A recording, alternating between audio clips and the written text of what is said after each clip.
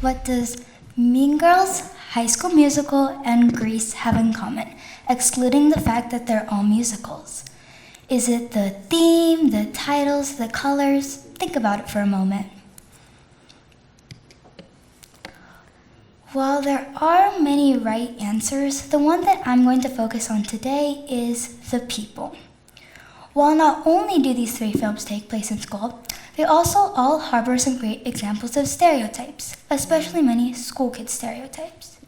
Even if you haven't watched the movie, just from these images you can get an idea. And that's exactly what I'm here today to talk about.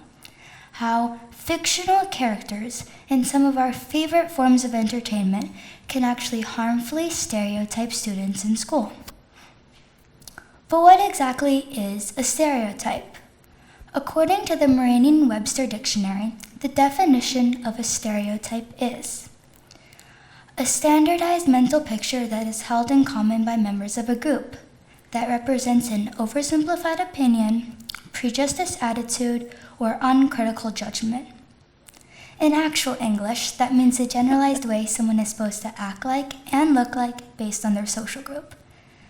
But before we dive into this, I'd like to give a few examples, using specific scientific jargon established by psychologists and sociologists over the past few decades. I present to you all the nerd. See, the nerd is a smart kid character. They're often portrayed as socially awkward and inept, maybe carrying way too many books, annoying, ugly, a teacher's pet, and apparently with really bad teeth and eyesight, hence the exaggerated braces and glasses. What about this person? This specimen is the jock. The jock normally plays sports, preferably an American football player, who is really large, strong, and equally dumb. And lastly, we have the mean or popular girl. The popular girl is pretty, maybe a cheerleader, wears fashionable clothes, has a swarm of minion-like followers, and is normally mean and kind of a bully towards others. I like to call this, personally, being Regina-fied. But you may be asking yourself, why do stereotypes and stock characters, which is the term that I use to qualify all of these other things, even exist? Or you may be thinking about dancing wombats, but we're going to go with the former. Contrary to popular belief, there is a more positive and often overlooked grain of truth behind all the simplistic thinking and a way to help us better understand things. When you look at the world, humans as a species want to make sense of it. Every day we're taking in so much. What people are wearing, your thoughts, what you're trying to say, the lights or the dark, why your sister keeps leaving fake cockroaches in your room, and so much more. It's the same with humans. There are 8 billion people in the world, and we need a way to easily identify them. And in order to do so, we start grouping people. And especially in film, it drives the humor, adds an element of lightness, and makes it all easier. But the issue about stereotypical characters, even if they're dumb like the ones I've mentioned before, is that they're just that, characters.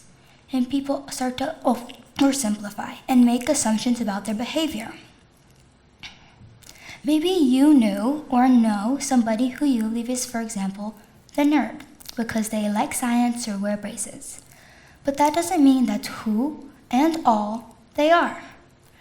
We, of course, have similarities and may often say or do things that remind us of certain stock characters or movie figureheads. But just as much as we must embrace those similarities, like every school counselor once said, we must also embrace our individuality and recognize the fact that we're not perfect copies. A quote by a well-known Nigerian writer, Adichie, presents a very interesting outlook on this kind of generalization when she says, "The single story creates stereotypes. And the problem with stereotypes is not that they aren't true, but incomplete. They make one story become the only story." What she means by this is while people often think of the negative aspect of stereotypes being the fact that they're oversimplified and therefore tend not to be true, This is actually because of a bigger problem, that stereotypes put pressure on an individual to perform against their label or categorization. And this often makes them perform worse, or according to society's expectations. For example, you are aware of people thinking of you as the jock. Because the jock is stereotyped as dumb, you desperately want to prove you do not fall under this category. You put yourself under a lot of pressure to do well in the next math test. But because you're so stressed, you actually perform worse than you could have. Now that example was one of two kinds of stereotypes. It's called explicit stereotypes, the type you're consciously aware of. The other kind is implicit stereotypes, the stereotypes you don't even know you thought were true, such as something you were told as a kid could influence your belief without you even knowing. Both commonly affect the way people perceive others. But let's circle back to how stereotypes in general affect school performance. How is all of this related? According to a poll done by Fawcett, 45% of people said they experienced some form of gender stereotyping when they were young. And 51% of those people, more than half, said it affected their jobs and careers later in life. Fawcett also wrote, and I quote, "By age 2, children are aware of gender, and as early as 6 years old, children associate intelligence with being male and niceness with being female." There's loads of psychological research to back this up. For example, Martin and Halverson carried out a study where they read to a group of children with an image of a girl playing with a toy gun. Later, when they asked them what they'd seen, they remembered it in a distorted way based on gender stereotypes, saying they'd seen a boy with a toy gun instead of a girl. A quote from Marco Learning states, "Whether it's gender or race, student preference or handwriting, any factor that causes a teacher to have higher expectations for some of their students and lower expectations for others is bound to create results to match." That means that even if a teacher is unconsciously, implicitly stereotyping students and picking favorites, the favorites then start to do better than others, just because the teacher likes them more. And the teacher might not even know it. Stereotypes exist under many names, with many opinions and ways of looking at them. The entire idea is complex, based on in-groups and out-groups, and not necessarily fully good or bad. But what I do know is it can lead to some huge problems, such as racism, sexism, discrimination, and more. School stereotypes based on entertainment is a small portion of a big picture and something we can fix.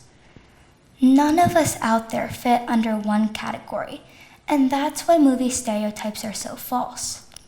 Nobody is quite the perfect student who never forgets their homework.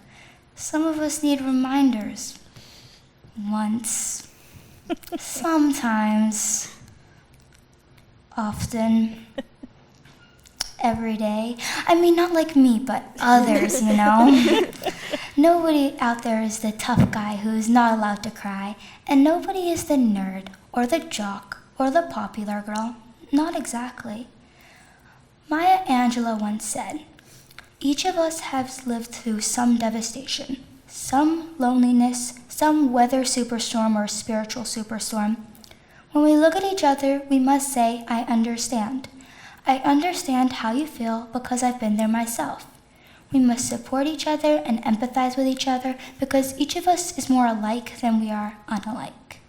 And Erik Erikson, very cool name by the way, once said, "Life doesn't make any sense without interdependence.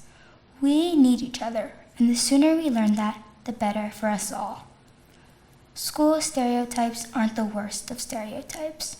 Various kinds of categorization like this prevent people from getting jobs, from getting the services they need, from getting equal pay, like I've said before. And nobody deserves to be judged because of this simple idea of the social group they belong to. So we all need to be everyday heroes, because last time I checked, Batman and Wonder Woman aren't here to clean up our messes. We all suffer from some kind of stereotype, whether we know of it or not, so it's all of our job to make the world a better place. I'm not asking you to become a psychologist or never watch a movie like High School Musical again. I'm asking you to be aware of conscious and unconscious bias, to realize the effects, whether good or bad, of stereotyping, and walk away knowing a little bit more about what movies like this bring to the table. So try to fight stereotypes in your own way, today, tomorrow, and always. Thank you.